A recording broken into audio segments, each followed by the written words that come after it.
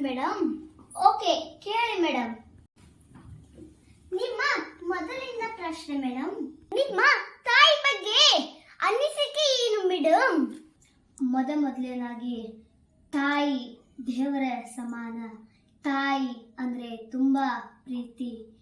ಎಲ್ಲ ತಾಯಿಗಳು ತಮ್ಮ ತಮ್ಮ ಜವಾಬ್ದಾರಿಯನ್ನು ಮಾಡುತ್ತಾರೆ. ತಾಯಿಗೆ ಎಷ್ಟೋ ಕಷ್ಟವಿದ್ರೂ ಕೂಡ ಮಕ್ಕಳ ಮುಂದೆ ನಗು ನಗುತ್ತಾ ಇರುತ್ತಾರೆ.